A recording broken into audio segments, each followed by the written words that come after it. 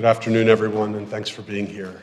Welcome to Temple Beth Shalom. If you are unfamiliar with our synagogue, a place that Nelson called home, a place that he allowed us to partner with him in helping to raise children and indeed grandchildren here. And so to be here in the place that he called home is a very important and meaningful declaration to him.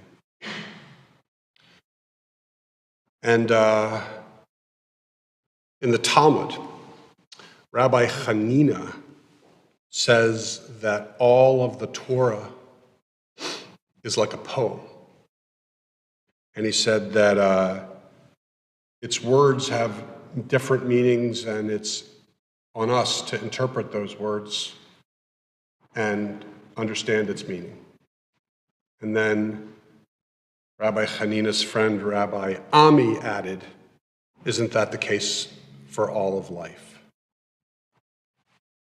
And perhaps you know that Nelson was a lover of poetry. And he had many, many, many poems that he particularly loved. And so during the course of this service, I plan on reading a few of them, ones that were particularly special to him. And perhaps it will help to just bring out the special quality of who he was and what he believed in. Now, just want everyone to know, just only because I was just reminded of something about 15 seconds ago, if by chance you have a cell phone with you, and it is in the making the sound version, just ask that you just make sure at least it's on vibrate. Thanks. So let me begin just with one poem. And this one was written by Tennyson, Lord Alfred Tennyson. And it talks about transition from life to the afterlife, with acceptance and with hope, and how it's inevitable. And it goes like this. It says, sunset.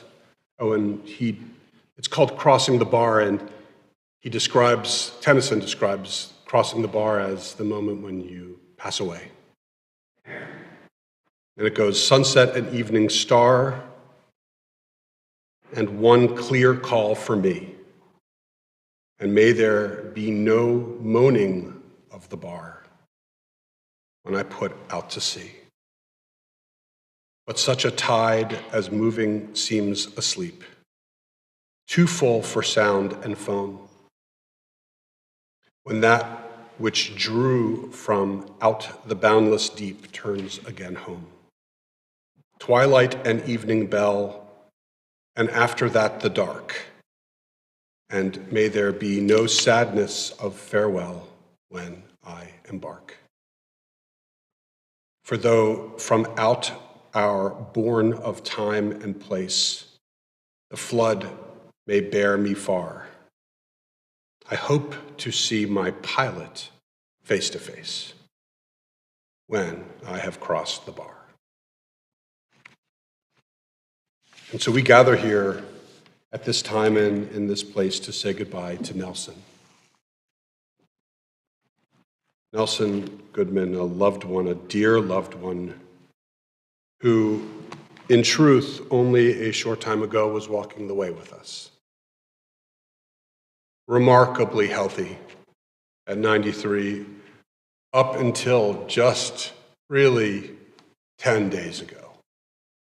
And even though there was a moment which kind of hastened this moment, still, up until the very, very last moment, enriching us and engaging, communicating and loving in a very real and meaningful way. And so we join here at this time now to say goodbye. And even though he was 93, really and truly recognizing that I think he was taken a little too soon. And we are here to kind of contend with the pieces and reflect on his life and the memories and legacies that he leaves behind for us. Psalm 16, it begins, Shiviti Adonai lenegdi tamid. I've set the eternal always before me. God is at my side. I shall not be moved. Therefore does my heart exult and my soul rejoice. My being is secure, for you will not abandon me to death, nor let your faithful ones see destruction. You show me the path of life. Your presence brings fullness of joy. Enduring happiness is your gift. Indeed, death has taken our beloved Nelson. Our friends grieve in their darkened world. In their silence, there is lamentation and loneliness. And lost in their sorrow, may they find the presence of you all, friends, loving friends. For Nelson's love that united us in life and which death cannot sever. For his companionship that we shared along life's path and which continues through the tenderness of memory. For the gifts of his heart and his mind, which brought us joy and happiness, and which is now a precious memory. For all these and more, we give our thanks. And so consider maybe Psalm 1. The Hebrew opens, Ashrei ha'ish asher lo halach ba'atzat rasha'im.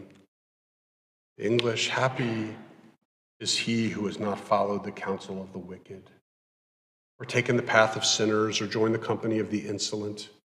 Rather, the teaching of God is his delight, and he studies that teaching day and night. He's like a tree planted beside a stream of water. It yields its fruit in season, whose foliage never fades, and whose fruit always flourishes. You know, perhaps one of the most well-known psalms that we have is Psalm 23. It's the one that speaks of God as a shepherd. It's powerful for us because it truly serves as a connection. These words serve as a connection between us and those we've loved, those we've lost and loved, because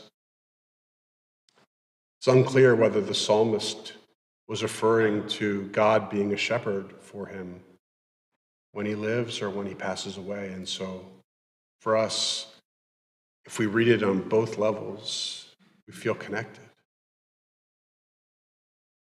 The Hebrew goes like this. Adonai ro'i lo echsar, bino tedesha yarbitzeni al mei menuchot, yinahaleni, nafshi shovev, yancheni v'maglei tzedek lama'an shemo. Gam ki elech begates al mavet, lo irara ki ata imadi. Shivtecha mishantecha hema yinachamuni, ta'aroch lefanai shulchan neged zorai, di shanta v'shemen roshi kosi revaya. Ach tov v'chesed yirdefuni kol yimei chayai v'shavti bevet Adonai le'orech yamin. Feel free to join me if you know this. The Lord is my shepherd, I shall not want. He maketh me to lie down in green pastures. He leadeth me beside the still waters. He restoreth my soul. He guideth me in straight paths for his name's sake. Yea, though I walk through the valley of the shadow of death, I will fear no evil, for thou art with me. Thy rod and thy staff, they comfort me. Thou preparest a table before me in the presence of mine enemies. Thou hast anointed my head with oil, my cup runneth over. Surely goodness and mercy shall follow me all the days of my life, and I shall dwell in the house of the Lord forever.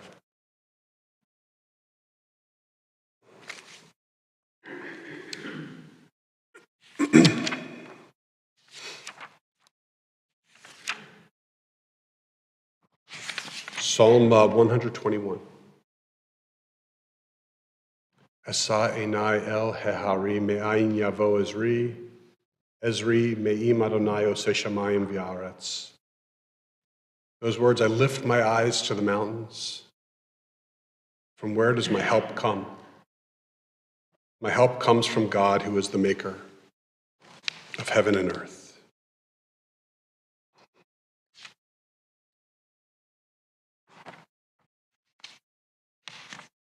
And another expression, and this one is probably one of the saddest in the entire Bible. It's about Job. And if you are familiar with Job, then you know that Job's story is a tragic and deeply sad story. Right? Here was a man who was happy. He had everything he needed. He had a home, a farm, a family, resources, good health, friends. He was satisfied. And then one day, it was all taken from him. Every last bit. His home, his farm, his food, his friends, his family, his health, everything was taken. And in his sorrow and despair, Job, he cried out. He said, Adonai natan v'Adonai lekach, Yehi Shem Adonai mivorach. And those few words mean God is given and God is taken away, and blessed be the name of God. And we are an ancient people, well acquainted with grief and with the valley of shadows. Death and sorrow are not strangers to us. And yet the centuries have taught us that a good name endures beyond the grave, and that there's strength and faith. And so with Job and like Job, we say the same words. Adonai natan, God has given. God gave us Nelson, a loved one that is so special to so many people here.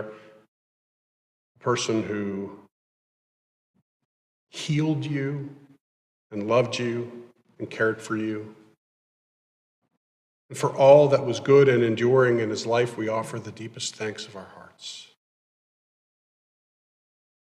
But also, like Job, we say, Adonai lekach. Oh God, you have taken from us.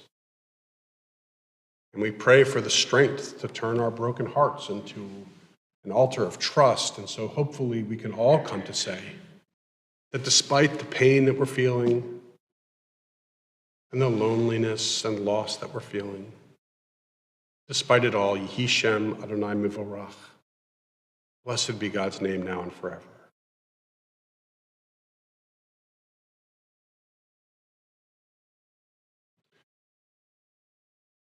So one last expression from our tradition for the time being.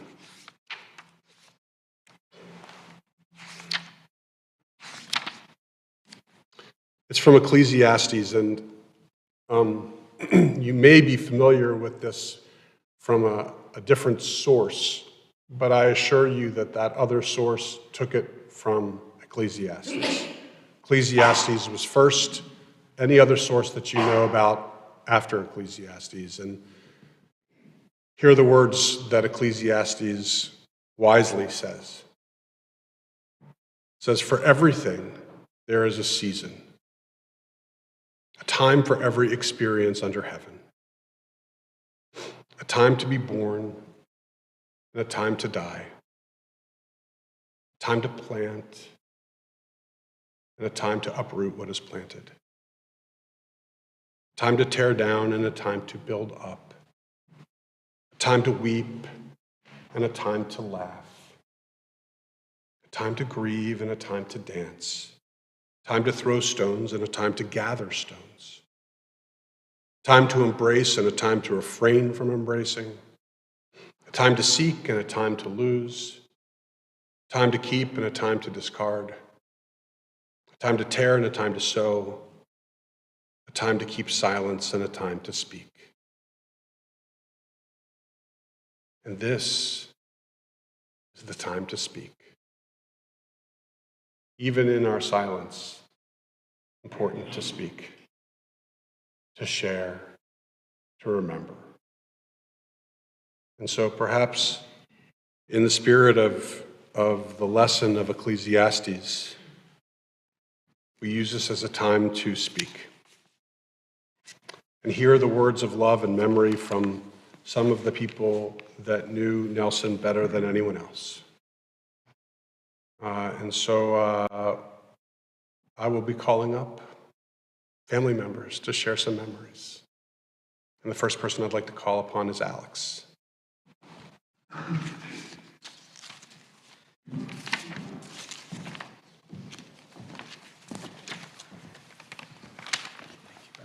Sure.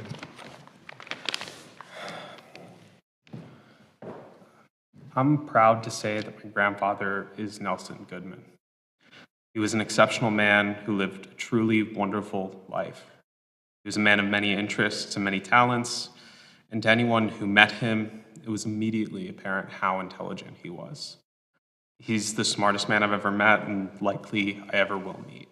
He was so much more than just his intellect. He was a poet, a philanthropist, a physician, a scholar, a teacher, but above all of that, he was a great person. He had a positive impact on the lives of so many, whether it was through his decades of practicing medicine, his constant donations of time and money, or just the way he walked down the street. He was a positive presence in the world, making the lives of everyone around him better. If the measure of a person's life is how many people they positively impacted, Nelson Goodman broke that scale. I'm proud of who my grandfather was as a person. He set an example that I've followed and looked up to for as long as I can remember, and I'm grateful for all the years that I got to spend with him as my grandfather because he was an amazing grandfather. And he was an important figure in the lives of all of his grandchildren, myself included, and I can't sum up the immense impact he had in the few minutes I have today, but a few stories do come to mind. When I was young, he helped me with my science fair projects. He didn't have an off switch for his love of science, so my first grade science project was about the physics of how a football soars through the air. He took me to the library where we found a book on the physics of sports, and then we went to the field. By the soccer field at my elementary school, I threw footballs as far as I could while he measured how long they were in the air with a stopwatch. The graphs and physics formulas on the trifold board I presented to the other 7-year-olds in my first grade class might have been the most complex first grade science project ever, but we had a blast making it together. And the next year, after I was diagnosed with type 1 diabetes, we went back to the lab and ran another experiment. And this time, it was about diabetes and blood glucose. We built a scale model of the glucose molecule together, and he took the time to teach me how diabetes worked on a molecular level in my body. By taking the time to explain my disease to me, he took the mystery out of it, making it a lot less scary. It was just too much glucose in my bloodstream and not enough islet cells in my pancreas.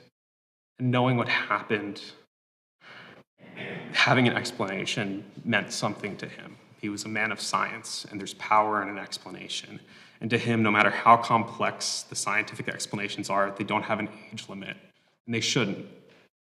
And from a young age, he cultivated my love of learning, and while my science fair projects really went downhill after I had to do them on my own, he taught me that you are never too young to have a curious mind, and by arming me with knowledge and understanding, he gave me the bravery to face a great and scary unknown. And I think he wanted me to follow in his footsteps and become a doctor, but at the end, in one of our last conversations, he did seem to accept the fact that I'd become a lawyer instead. He always cared about family and wanted us all to be together, and he made it known that he really wanted everyone to be back home in Maryland, especially me. As much to his chagrin, I moved halfway across the country to Colorado this past year. But even halfway across the country, Maryland will always be my home, and that's in part because of him. I loved my grandfather, and I can't express how much of a positive impact he had on my life and the lives of all the grandkids, all of his grandchildren. Giving a eulogy is not something anyone ever wants to do. It means you've just lost someone you loved, and you're given the difficult task of summing up everything they meant to you in a matter of just minutes. And it's always difficult. I had the privilege of giving a eulogy for my grandmother as well. And for both Nelson and Sue, the task was impossible. They were such exceptional people. And no matter how long I had to speak, I couldn't do either of them justice. My grandfather was not only an exceptional person, but an incredible grandfather, and I was lucky to have him as long as I did. He was a larger-than-life presence in every room he entered, and things will not be the same without him. But the world is a better place from having him in it. Even though he's no longer here physically, someone as exceptional as Nelson Goodman never actually dies. He will live on through all the lives he touched. He lives on through me, his children, his family, his friends, and all of those who he helped and those who had the privilege of crossing his path. I'm proud to say Nelson Goodman was my grandfather. He was a larger-than-life presence, and his presence will be dearly missed.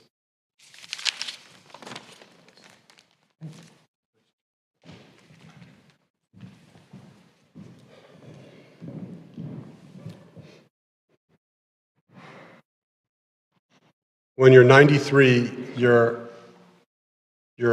calendar has a lot of openings for people to connect with. And generally speaking, that when you're 93, you've got a lot of flexibility with your calendar. However, there were a few things that were embedded into his calendar. Sunday meals with the family. I think daily walks with Bert. And Thursdays. Thursdays, which were TJ's day. And so, TJ, perhaps you share a few words too.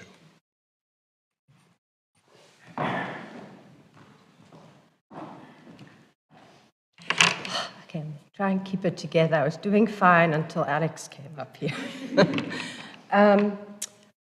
I decided that I'm just going to speak from my heart today. I had things written down, but it didn't seem like the right things to talk about. So the rabbi encouraged us to think about our interaction with Nelson and talk about that.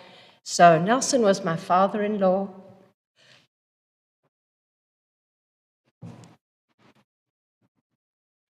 He was also my friend.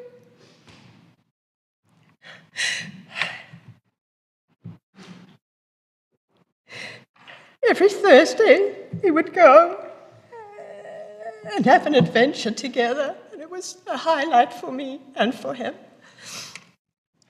Okay. These adventures began when my father passed away unexpectedly from COVID in 2021, and when I came back from saying goodbye to my dad, it just kind of struck me how lucky I was to have Nelson in my life as a surrogate dad. And I wanted to spend time with him, but, you know, all of us, life is busy, so we set aside Thursdays.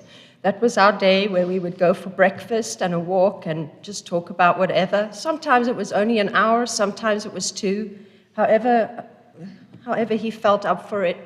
And during these conversations, he spoke about almost all of you sitting here. He spoke about his wonderful neighbors in his unit that he lived in and how everybody looked out for him and each other. He always spoke about his grandkids, every one of them, and how proud he was of every one of them. And it gave him great joy. Marion, he spoke about you to me a lot too, and how he wished he could come and see you more. And he was actually trying to plan a trip to see you just recently, because you were on his mind a lot.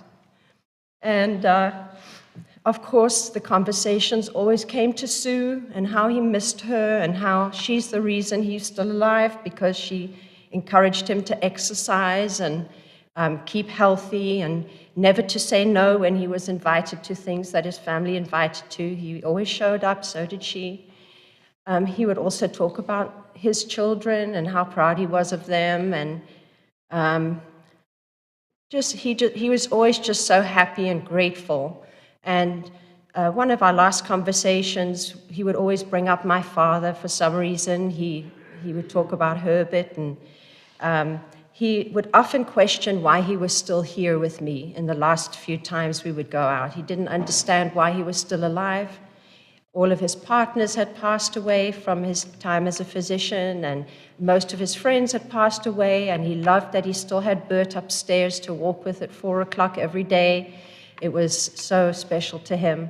And he would say to me, TJ, I just don't know why I'm still here, you know, and we would always talk about how his family, for his family, we still needed him, we still wanted to spend time with him, and he seemed to take comfort in that and agree with that. So yeah, and Nelson, for me, became like a father to me. You know, he accepted me from the day he met me. He was just a very wonderful, like everybody said, kind, intelligent man who went peacefully in his sleep on his terms. He was still driving a week before, you know, he passed, and, you know, tried to take the keys. He found them, drove straight to CVS. He was not going to be listening to any of that, and he was fiercely independent, even to the end. He did not want anyone's help, so I had to remind him that he gave help to so many all his life, and this was time for him to take some help, which was easier said than done. But we feel very blessed that we got to spend so much time together with him, all of us. In the end, we were with him.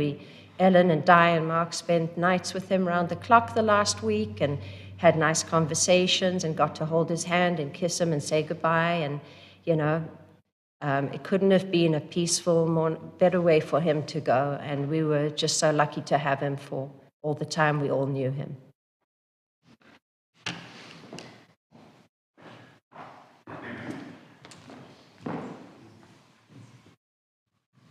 That was beautiful, TJ. Thank you. Mark?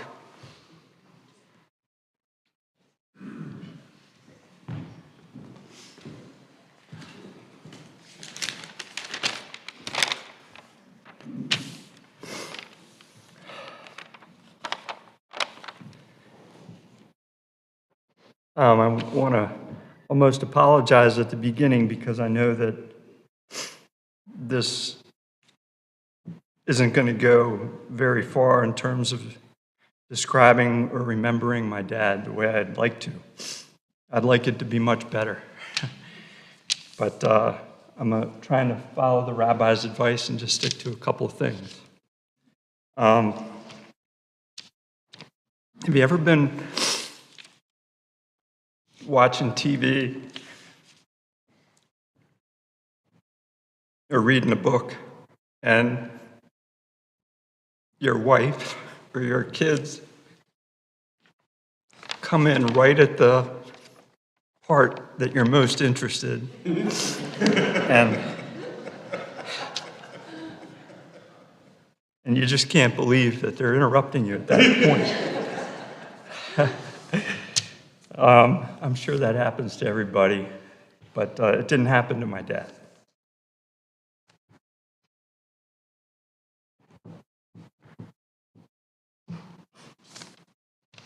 I'm sorry. You couldn't bother him in that way. Because as I came to understand,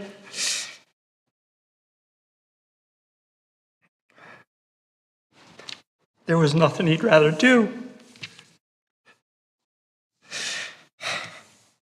I'm so sorry. Then talk to his wife or kids. This was something that he was aware of, and it wasn't just something that he thought or wanted, it was a decision. And if you went and bothered him while he was watching TV or reading or anything like that, he would put down his book without aggravation and happily give you his full attention. And that's one of the comforting images I have. And it's one way he showed me. Over and over again through the years, that he loved being my dad. He was extraordinary, usually the smartest one in the room, but he didn't act like it. He was humble but sure, completely true and genuine in his heart, honest to a fault, filled to the brim with optimism and gratitude. If you didn't know better, you might think he was naive, but he was not. He knew plenty about trickery and ulterior motives and scheming and politics, but he just didn't engage it. He focused instead on things of substance and things that he valued. He had an enormous energy and enthusiasm. He had confidence in each of his kids and his wife, and his own sureness worked to make each of us more sure too. He was dedicated to his family, his work, his community, and the world. And he understood money, what it could provide and what it couldn't, what ways there were that were rewarding for him to make it. He was very proud to be American and Jewish. He tried to make a difference. He was involved in organizations and causes he thought were important. He put his whole heart into everything that he did. He was not afraid to be himself. He was disciplined. He could form or break habits at will. He was funny and wise. You could see his intelligence and his energy and his essence in his bright blue eyes. Even when he was tired and old, his eyes never dimmed. He was a comfort.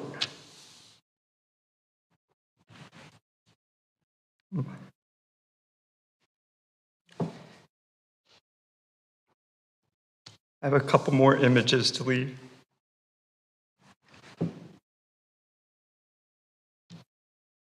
My dad's medical practice was busy. His typical day of exams and visits was usually off schedule by noon, because he never rushed and he wanted to spend the right amount of time with everybody. I remember when I asked him about it, he told me, I asked him why I was always late or something like that. He said,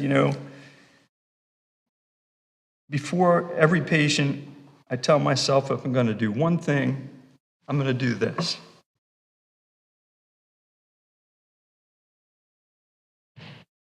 I'm going to do it the best I can.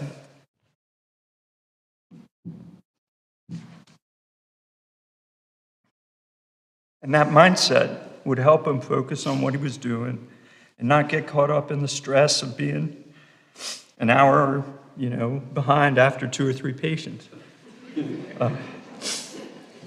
Here's the image for me. Imagine being at a busy work setting like that and getting a phone call from a 10 or 12-year-old son to discuss some sort of nonsense.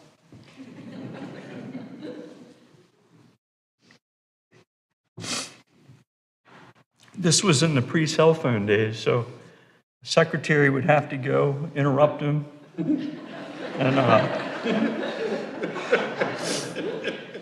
interrupt the patient. And he would come out of the exam room and pick up the phone in the hallway. And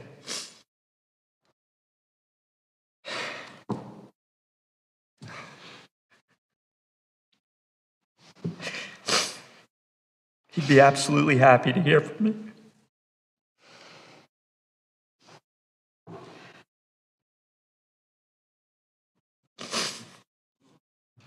I wasn't bothering him. It wasn't silly that I called. He didn't rush me off the phone.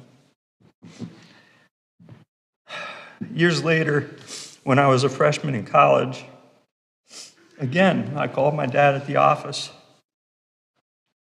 mostly just to say hello, but I had a bad cold, or I thought I had a bad cold, and he would always tell me the the best over-the-counter medicine to use. I was at Hopkins in Baltimore, and the period of time, 1983, was even busier than usual for my dad because he was starting to get involved in the medical society, of which he would later become president. He would normally get home at 7:30 or 8 p.m., then read charts, then do dictations, and get ready for the next day. That day after I called him, I went to sleep feeling sick, but he must have picked up on the phone that what I had didn't sound like a normal cold. And I woke up to a knock on my dorm room door.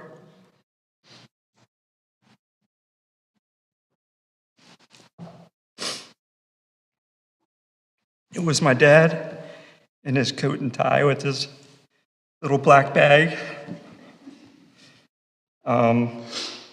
He quickly examined me, figured out I had strep throat, which he said was the worst case he ever saw, and mono, and he took me home to recover.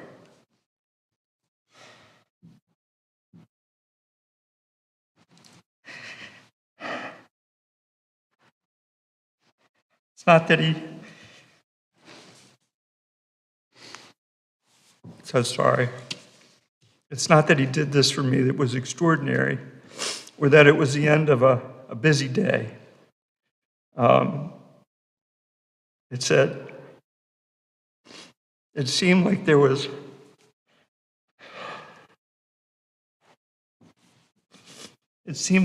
nothing else he'd rather do.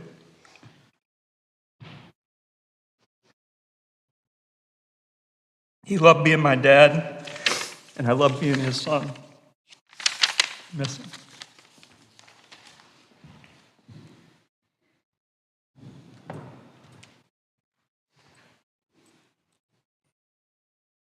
Thank you so much, Mark. Di?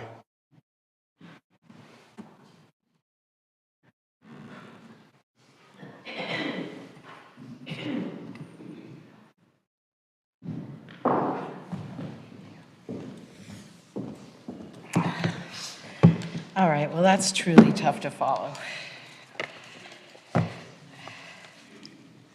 But I wrote notes. So I think what I wanted to say about my dad is that actually anybody who knew him, nobody was unclear about what he stood for and who he loved. I'm speaking about my dad, but it's almost impossible to consider his life without reflecting on my mom and his whole beloved family, which I am gratefully a part of. For him, it was largely about the family and the family of humankind. He was never fake or unpredictable in the best way. He actively listened, and he was endlessly interested in being better informed. But in every important way, he was tried and true and unswerving in who he was. I considered a lot of ways of speaking today, and it seemed completely superfluous and almost a silly redundancy to talk about his love of Israel and his love of my mom. Because those weren't ways of being for him, that was who he was. He existed as a complete, unshakable, impeccably authentic, and full expression of himself, which at all times was a story of who he loved and what he stood for, and also what he fought for. I know Ellen and Mark have their stories, and I have my stories too. And each one is just a sort of gorgeous anecdotal narrative about a life. It's representative of a life, though. But inside of each story contains a known quantity, which was this wholly formed, generous, kind, brilliant man who healed the sick, tended towards joy, respected, studied, and honored the human condition, but never underestimated the potential for big, amazing things like world peace and safe streets and open libraries and health care for all. And these are things he hoped for, but he actively sought on behalf of everyone. And he did that until he drew his last breath.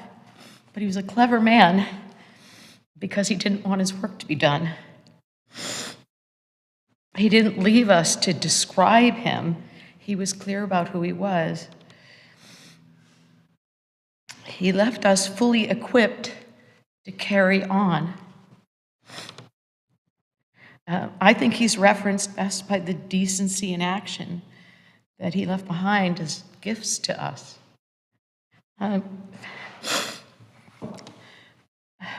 Mark, I believe he leaves to you the deep importance of family and the driving mission of being a caretaker and problem solver for those that you love. I think he left to you his gentleness and his thoughtful mind. I think he left you his love of laughter and the total inability to tell a joke.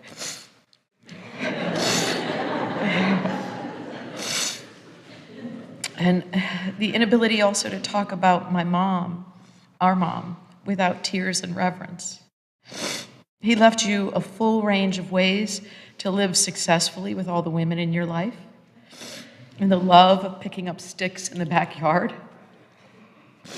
And he left you a big heart.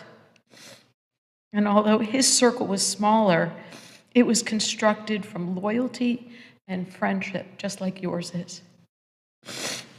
And Ellen, I believe he left to you big ideas, to conquer things like fighting for the voiceless, being a synthesizer of complexity for the understanding of those who are less complex. I think he left you mired in the job, which is a hard one, of seeking and fighting for equality in all things, and the respect for humanity he left you with, and the need to pursue a life that was graced with compassion and a heart-based career that was dedicated to the service of many.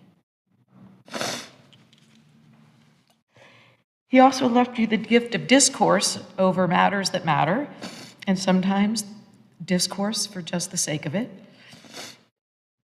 He left you the humility to always listen and never judge. And those are really big gifts that you've handled them deftly. I think I've been left with the love of words and the deep gratitude for good company and observation, maybe, movement. But I suppose, in some ways that's for others to judge. But I know this for sure. I'm the luckiest because my dad cleverly left me with Ellen and Mark. I'll miss my dad desperately, but I also have Josh and Jess and Alex and Sarah and Gemma and Esme and Willa. And I will revel in watching, what they've been given by this great man. I don't think we fully know yet. It's our job now not to just love the gifts that we have, but the ones we've been trusted with ourselves, but to nurture and shepherd the precious family heirlooms to full recognition in our own kids.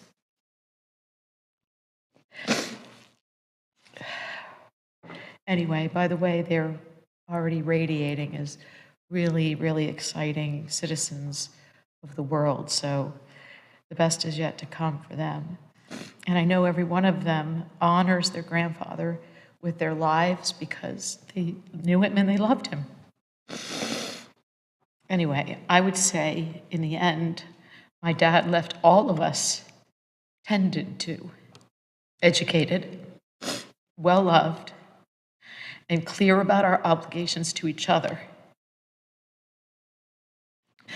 I think as for living life, I think my dad understood the assignment. So I hope he'll rest in peace. We'll have to take it from here.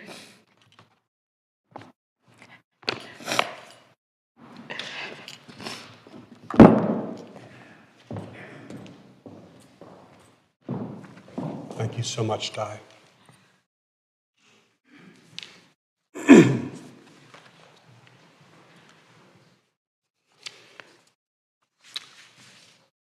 Allow me to just fill in some of the gaps. Nelson was the son of Morris and Gertrude. His father died when he was 11. He grew up in Baltimore, went to Hopkins for college and medical school. He went to Korea, served in the army, was in a MASH unit. And when he came home, he went on a blind date with this beautiful Sue Levitt, and he took her to at least one of the most romantic places you could go on a first date, in Fort Meade. It's really smooth, that guy. 5 months later, on New Year's Eve, they were married. He was an extraordinary doctor, ask any of his patients.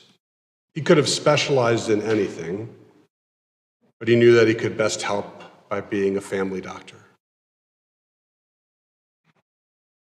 And that's how he devoted his life, 50 years, with Bohr, Goodman, and Appel. But obviously there's so much more to him than his skills as a doctor, and we heard a lot about the type of father and grandfather that he was, extraordinary, and how he loved Sue so deeply. On many levels, almost lost when he lost her. And I remember him talking to me about how he felt like they had a fun marriage, and about how they helped each other learn and grow. His words. And perhaps it's because the house was filled with art. Her art and his art. She was a painter, and he a poet. He loved poetry, he loved reading, he loved going to the library. He loved books. And being in Annapolis, he loved the water. Swimming, he was an excellent swimmer, but also slightly more polluted and water of the rivers and bay, which were kayaked, he had a boat, loved the water. There's so much about him that we heard, and it's so beautiful, about how generous he was, and honest, and a man of integrity. And there's another poem, by the way, that he loved. These poems were not just chosen at random, but rather the ones that he loved. This one's called Abu Ben Adam, and the reason why I chose to read this now is because, as I was just mentioning about how this poem written by Leigh Hunt is about who it is that God favors. And the answer in this poem is God favors the one who loves their fellow human beings. Listen to the words. Abu ben Adam, may his tribe increase, awoke one night from a deep dream of peace and saw within the moonlight in his room, making it rich and like a lily in bloom, an angel writing in a book of gold. Exceeding peace had made Ben Adam bold. And to the presence in the room he said, "What writest thou?" The vision raised its head, and with a look made of all sweet accord answered, "The names of those who love the Lord." "And is mine one?" said Abu. "Nay, not so," replied the angel. Abu spoke more low, but cheerily still, and said, "I pray thee then, write me as one that loves his fellow men." The angel wrote and vanished. The next night it came again with a great wakening light, and showed the names whom love of God had blessed, and lo, Ben Adam's name led all the rest. A poem communicating on many levels the person that Nelson was. He playfully would tell me that he really wasn't much of a Jew. He was. He cared about our people, he cared about our ancestral homeland, and he cared about Judaism. But most importantly, he cared about his fellow human beings. And he was more than just generous and honest and a man of integrity, proud of his family, optimistic, a devoted husband, smart and wise, both. He was a visionary, he was selfless, he was funny, and he could crack himself up just like he could crack another person up. And of course, loving, deeply loving. And so one final, very quick poem. This one written by, also by Leigh Hunt. And this one is called Jenny Kissed Me, and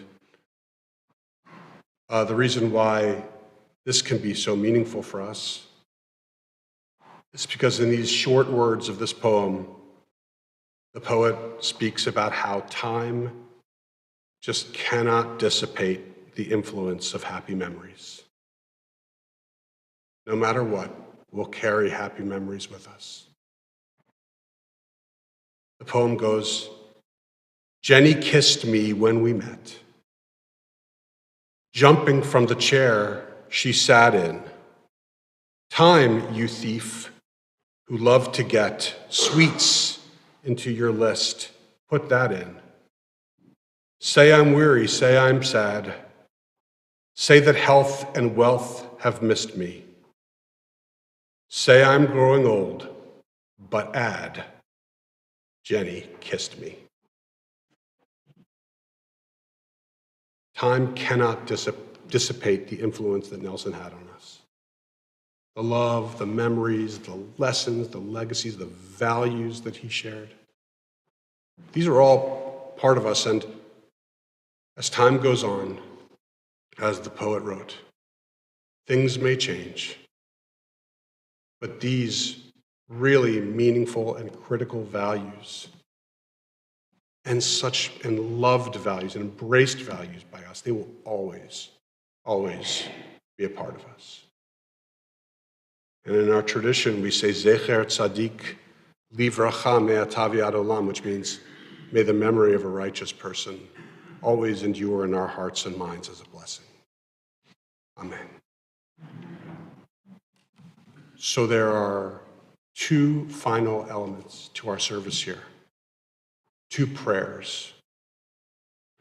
The first prayer is called El Malei Rachamim. It's a prayer in which we ask God to comfort Nelson and be a protector for him on his journeys and a companion for him. It's a prayer in which we personalize for him. We insert his name, his Hebrew name, into the blessing, and his Hebrew name was Nachum Getzel ben Moshe Halevi V'Gittel. And then after this blessing, we will then continue with our final prayer, which is called the Kaddish, which is our mourner's prayer. But for both of these, it's customary to be standing, and so I'd like to invite everyone here to please rise.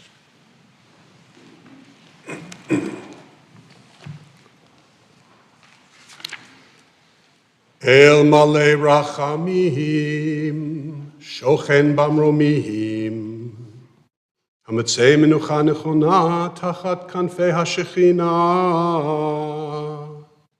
Im Kedoshim Utorim Kazohar Harakia, Mazhirim et Nishmat, Nachum Getzel ben Moshe Halevi V'Gittel, Shalach L'olamo, Bal Rachamim Yastireu B'Seter Kanafav L'olamim, V'yitzror B'yitzror Chaim et Nishmato, Adonai hu Nachalato, V'yanuach B'Shalom Al Mishkavo, V'nomar Amen.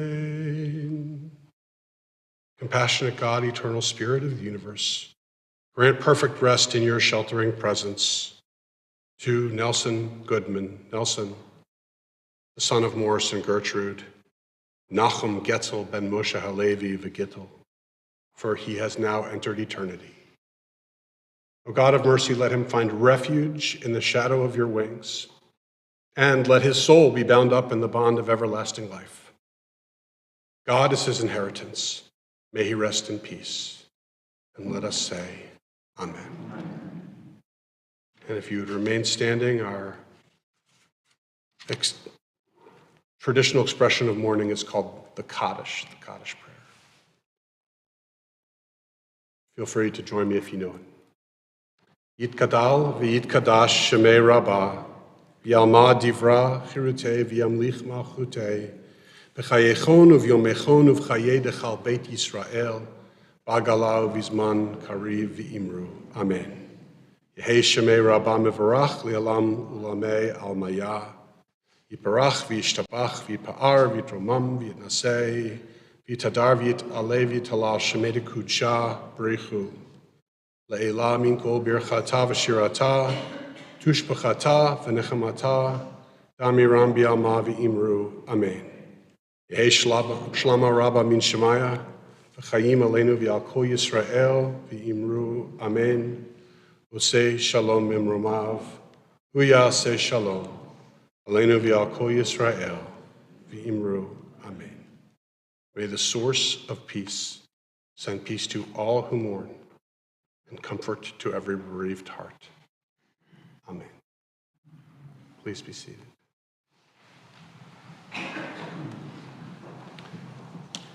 This concludes our service here at the synagogue. However, I would just like to point out, maybe you saw the cards at the entrance, this card right here, but the family will be returning to the residence immediately after the service here, and will be greeting and accepting calls of condolence and visits of condolence. And so certainly we hope that you take it from here to Heritage Harbor to see the family. But at this time, I deeply thank you for being here on behalf of the family, and I share with you that this concludes the service. Thank you.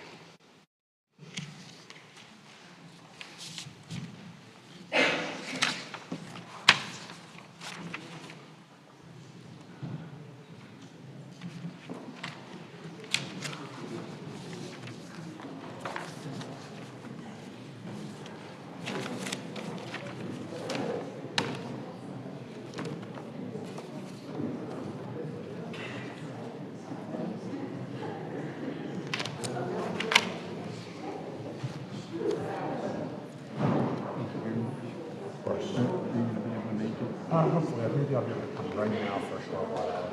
We've got it. So.